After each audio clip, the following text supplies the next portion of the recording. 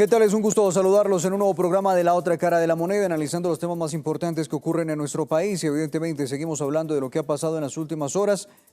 Continúan las manifestaciones, actos de vandalismo, también se han denunciado abusos por parte de la Policía Nacional y en medio de todo eso se van conociendo más detalles de lo que ha sido el caso del estudiante de Derecho Javier Ordóñez, que fue el detonante para toda esta situación que estamos viviendo en el país. Ese caso que en un primer momento se conoció ese video de presunto abuso policial en contra de esta persona en ese procedimiento que se venía haciendo por parte de las autoridades. Un video que evidentemente generó mucho rechazo, mucha polémica en el país, pero se conocía qué había pasado después de ese video. Conocíamos las versiones de los familiares de Javier Ordóñez, de algunas personas que se atrevieron a decir qué era lo que habían visto, y poco a poco se van conociendo más detalles. Hay un informe ya preliminar de medicina legal que ha sido entregado a la Fiscalía General de la Nación. Se espera una confirmación oficial por parte de la Fiscalía sobre qué es lo que ha pasado en este caso. Se habla ya de que la muerte de Javier Ordóñez habría sido por un golpe que le propinaron en la cabeza después de haber recibido varios golpes mientras era trasladado en el CAI y ya en la estación como tal también recibió varios golpes. Al menos esa es la información preliminar que se tiene sobre esta situación. Vamos a analizar todo esto. Por eso nos acompaña a esta hora Belisario Balbuena, psicólogo forense. Doctor Balbuena, gracias por acompañarnos. Hola Eduardo, mil gracias a usted por la invitación. Buenas noches. Doctor Balbuena, el análisis que hace usted de lo que se conoce hasta el momento, de lo que ha sido este caso que ha generado tanta indignación en el país. Bueno, Eduardo, ya afortunadamente las investigaciones han estado avanzando, entonces digamos que hay menos elucubraciones y menos ideas erróneas sobre lo que aparentemente ocurrió. ¿Sí? Se le había atribuido inicialmente el fallecimiento del ciudadano Javier Ordóñez a causa de una cantidad de choques eléctricos que se le proporcionó precisamente con un arma que es no letal, ¿sí? Es decir, este no es un arma que la Policía Nacional esté ensayando, sino que ya viene trabajando con ella desde hace muchos años, que ha copiado incluso unas situaciones de éxito de la Policía de Nueva York, por ejemplo, entre otras policías, que ha resultado precisamente efectiva para de alguna manera reducir a las personas cuando están representando algún peligro para su seguridad o la de los demás. Entonces hemos encontrado que la causa aparentemente del deceso de Javier Ordóñez no fueron los choques eléctricos, sino presuntamente, según el informe de necropsia que se va a revelar, fueron unas contusiones, unos golpes a nivel craneal, a nivel cerebral que él recibió y que posteriormente le produjeron la muerte.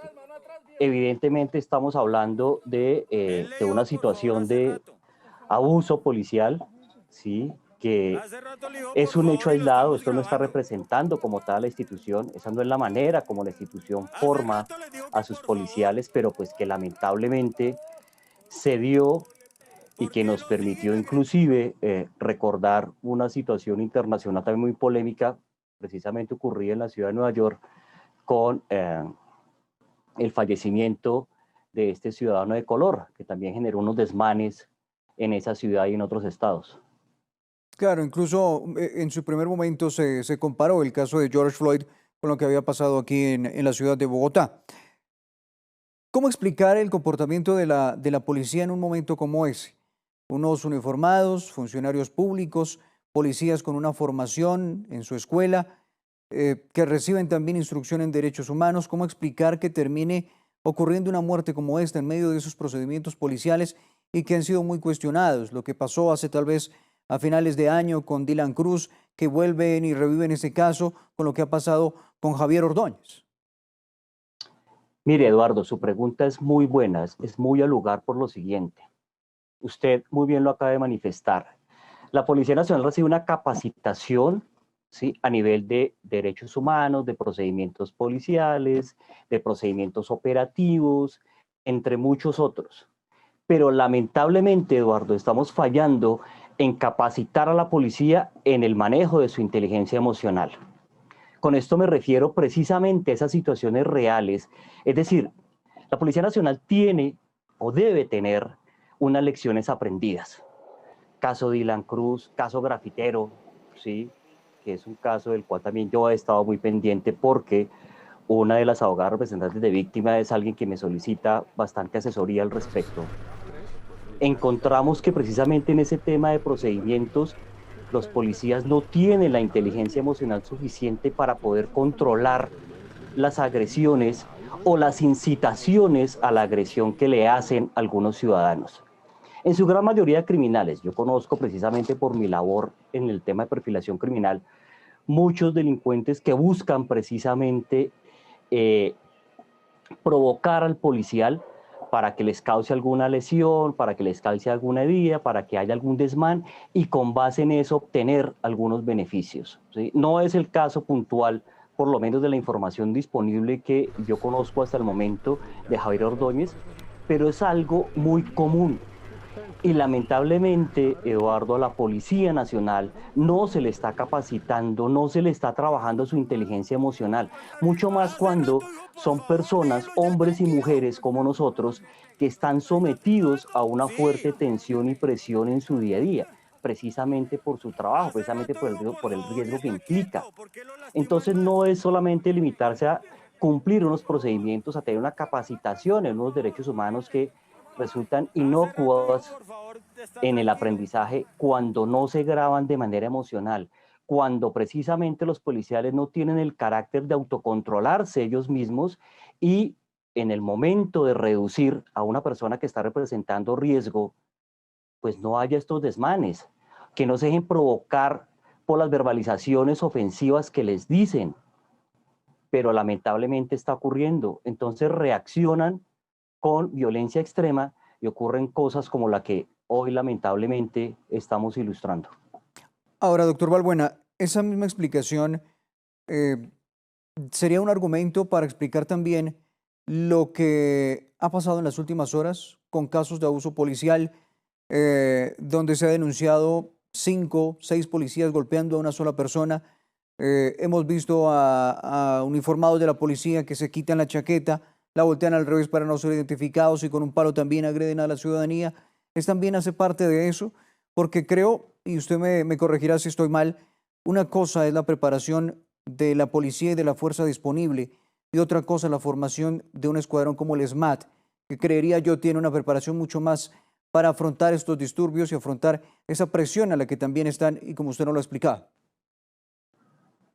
Sí, Eduardo, tiene razón en lo que manifiesta. Sí, pese a que el ESMAD está un poco más capacitado precisamente en el manejo de estas situaciones de la turba, por llamarle de alguna manera, de estas situaciones de violencia en grupo, ¿sí? Que se desatan, que pueden volverse incontrolables, pues la policía también debería tener ese tipo de formación y debería evitarse precisamente que se generen ciertos contaminantes o ciertos procedimientos mañosos al interior de la Policía Nacional, como lo que usted acaba de relatar, me explico. Ocultarse el número de placa, ¿sí? Que cuando están atacando o ofendiendo a uno o dos policías, que si lo está haciendo un solo sujeto, un solo individuo, esos dos policías están en la capacidad de controlar la situación. No necesita que lleguen 20, 40 policías más o 10 patrullas motorizadas y efectivamente generen una situación de violencia. En eso hay que seguir trabajando. Era lo que le decía en un comienzo, hay que aprender de estas lecciones aprendidas, precisamente para no repetirlas, para corregirlas y para que eso no se vuelva un vicio al interior de la Policía Nacional. Volviendo ya al caso como tal de Javier Ordóñez, ¿cuál es el procedimiento que generalmente se establece ahora, cuando ya se conocen algunas pruebas, cuando ya se conoce todo ese material? Se habla de 2 videos ya al interior, incluso del CAI, donde se vería, todavía no lo conocemos, pero según lo que se ha conocido hasta el momento, la forma en que fue golpeado Javier Ordóñez. ¿Qué sigue ahora? ¿Cuál es el procedimiento?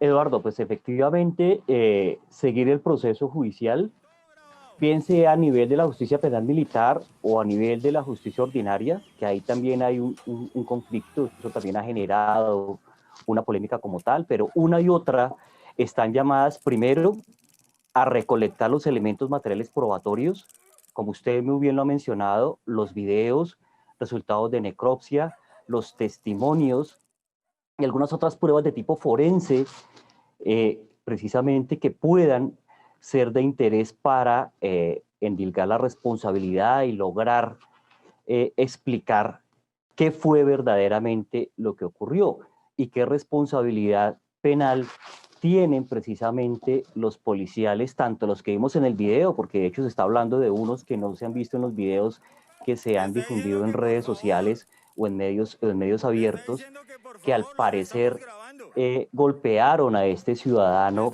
dentro del CAI o participaron precisamente de esa golpiza. Entonces hay que recolectar todo ese elemento material probatorio, agotar las etapas del proceso judicial como tal. Inicialmente viene una imputación, posteriormente una acusación formal.